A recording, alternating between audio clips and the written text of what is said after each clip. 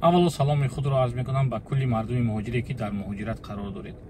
бародарону хорони азиз, имрӯза навори мо дар бораи истодан ба рӯйхати военкомат ва бекор кардани шаҳрвандаи Русия ва қонуни наве ки қабул шуд дар бораи қонуни висилка муфассалтар маълумот дода мегузарем. ҳатман наворро то ахир тамошо кунед ва ба наздикону хешовандони худ дар шабакаҳои иҷтимоӣ, дар группҳо, дар ҳама ҷо равон кунед ки то мардум аз ҳамин чиз бохабар бошанд. қонуне ки қабул шуд дар Русия, закон о гражданстве Российской Федерации, қонун дар бораи шаҳрвандии рус ҳаст таҳти рақами 138. агар шумо дохили Яндекс ё Google шуда менависед ки федеральный закон номер 138 о гражданстве Российской Федерации, дар ҳамон ҷо ҳамаи статьяи, ҳамаи қонунҳош кати, ҳамаи пунктҳош кати ҳамон ҷо ҳаст. метавонед ки бо пурратар шинос шавед аз наздик, дар ҳолате ки агар шумо забони русиро донед. одамое ки ба забони русиро намедонанд, ман ба забони худамо фаҳмондан ба ҳаракат мекунам бародаро. ва дар бораи қонуни висилка якумаш масъалаи бекор кардани шаҳрвандии Русия.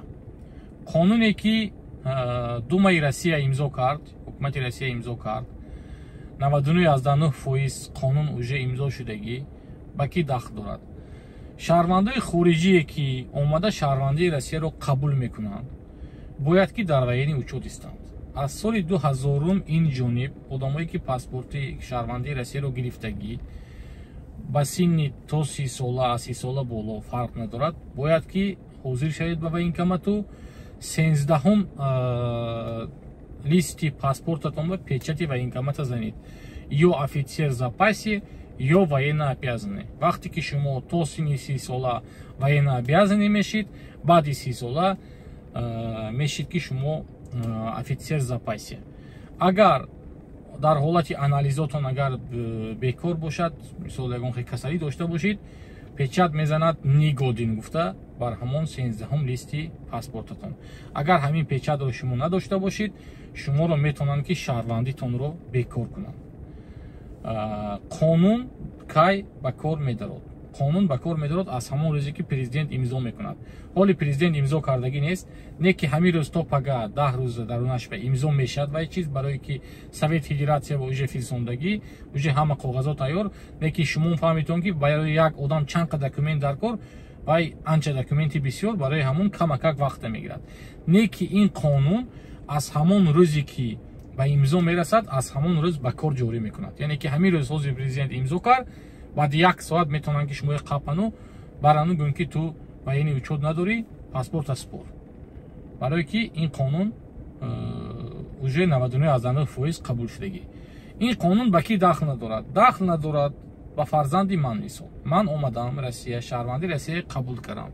фарзанди ман дар ҳудуди Россия таваллуд шуд ва дар ҳудуди Россия метрика гирифт, свидетельство рождения, паспорт гирифт. то есть вай с момента рождения в России. Россия ба таваллуд шуд, Россия метрика гирифт, Россия ба паспорт гирифт. ба вай дахл надорад. касоне ки омада ба ягон хел сабаби переселение ё ягон сабаби падару модар, ягон сабаби кӯдако кати паспорта гирифтитон, шумо бояд ки ҳозир шуда военкомат ба дар учёт истед.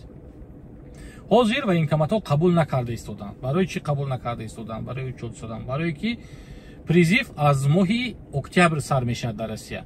вақте ки октябр мешавад, комиссариятҳои ҳарбӣ ба кор медоранд ва документҳои шуморо қабул карда метавонанд ки шуморо ба воени учёт монанд.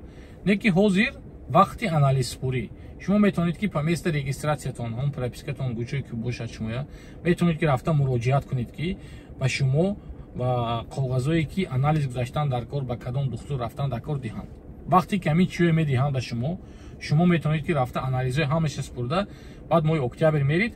агар ки шумо анализотон хуб бошад, военнообязанный мешид то 30 сола, аз 30 сола боло бошид, офитсер в запасе мешид. агар ягон хел анализатон, ито гӯшатон, карми, почкатон, чӯлоғми ягон чизе ки недопустима ҳаст, то есть наметавонанд ки шумо ба хизмат гиранд, менависанд ки нигодин дар 13-ум листи паспортатон.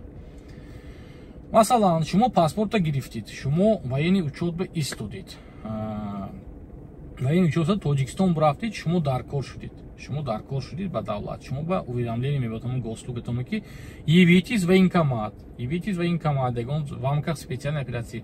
Агар шумо набиёед, шумо дар дигар куҷо ки набошед, агар ба ҳамун закони требования ҳамун сотрудник ки агар ҳозир нашавед, дар ҳамин ҳолат ҳам метавонанд ки шаҳрвандӣ шумои бекор кунанд.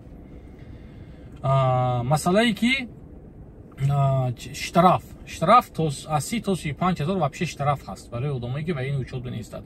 Не ки ба мову шумо ба фикри ман бисёри одамоя паспорташа мегиранд, барое ки ин одамое ки шаҳрвандои Русия бисёртар дахт дорад. Шаҳрвандои Русия одамое ки с момента рождения ба ин учёт рафта истодагӣ немисол, ҳамон одамоя бисёртар дахт дорад. Масъалаи штрафаш ки штраф мекунад. Агар шумо с момента рождения Россия агар бошед, мисол шумо дар Россия таваллуд шудед, дар Россия метрика гирифтед, дар Россия паспорт гирифтед, шаҳрвандӣ шумо бекор намекунанд, шумо 30 000 штраф мекунанд. Фаҳмидед? Аз 30 то 35 000 штраф. Агар вақте ки шумо шаҳрвандии Россия омада гирифтед дар Тоҷикистон ё Ӯзбекистон ба ин учёт наистодед, иностранный гражданин, принявший российское гражданство бошед, агар шуморо метавонанд ки паспортона гиранд, шаҳрвандитона бекор кунанд.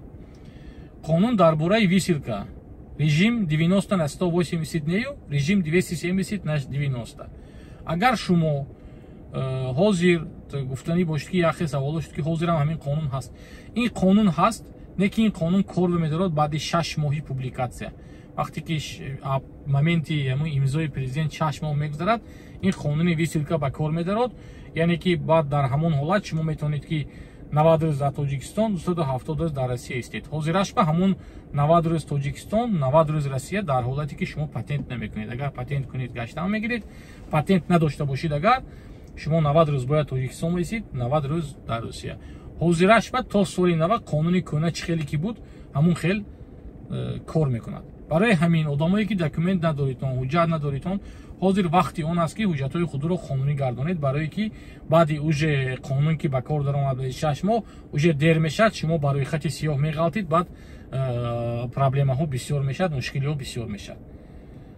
Одамое ки шаҳрвандои Русия вақта дароз накарда, ҳамаш гап дурӯғ гуфта, худотона алда накунедон. Ин қонун уже қабул шудагӣ имрӯз пага имзо мешад, рафта худотона ҳатман ба военкомат учёт монитон, агар шумо паспорти рус дар кор бошад. аллоҳ ҳаматона нигаҳбон бошад барори кор. Наворо ҳатман то охир тамошо карда ба наздикон равон карданро фаромӯш намекунем.